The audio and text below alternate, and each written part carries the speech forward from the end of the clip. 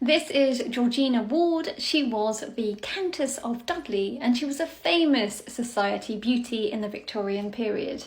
Georgina was born in 1846 in Perthshire in Scotland. She was, quote, the third of a series of sisters all famous for their good looks. She was the daughter of Sir Thomas Moncrieff and his wife Lady Louisa Hay Drummond. When she was just 18, Georgina was engaged to be married to William Ward, the first Earl of Dudley. And this is William. He was 48, so he was substantially older than the beautiful young Georgina, and he'd already been married to a lady called Selina who had died only 6 months into their marriage. Georgina and the Earl were married in 1865 in London, and here is a portrait of Georgina in her beautiful wedding dress, which apparently cost about £2,000, which was a substantial amount back then. The Earl was incredibly proud to have such a beautiful young wife, and so he took her on an extended honeymoon across Europe. It was later said that her loveliness was something quite apart. Scores of women may be said to have challenged her supremacy and have been her superiors at certain points. But her exquisitely shaped and poised head, her flower-like complexion, her matchlessly beautiful eyes, her dignity of carriage, even in early youth, made her fame to ring through Europe. Following their honeymoon, they returned to the Earl of Dudley's sumptuous house called Whitley Court in Worcestershire.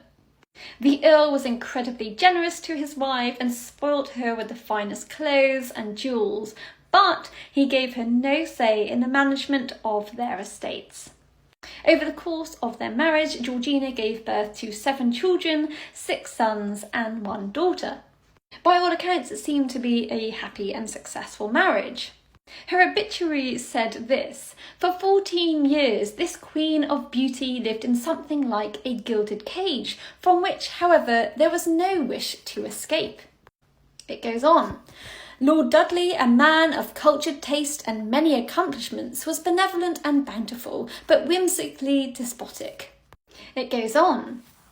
He insisted on his wife wearing full dress, even at the remotest shooting lodge in the Highlands. He loaded her with gorgeous jewels, some of which were the subject of a remarkable robbery.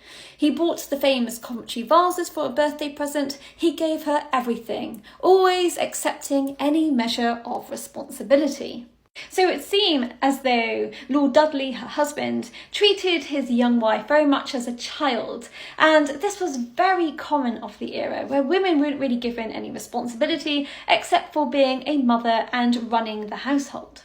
It seems, however, as though Lady Dudley did enjoy being a mother, and here she is with her daughter, Lady Edith. In 1879, Lord Dudley suffered a stroke, and his wife Georgina looked after him very, very carefully until his death in 1885.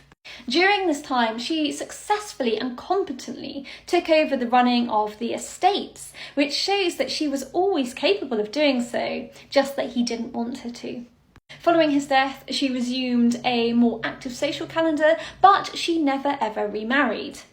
She remained completely dedicated to her family, including her son's education, and she also dedicated her life to charitable works. She was apparently very close to Queen Alexandra, the wife of Edward VII, and so she was often at shooting parties and balls with the aristocracy and the royal family. And during the First World War, she dedicated herself to nursing, where she apparently worked 9 hours per day at a convalescent hospital, taking care of those who were injured.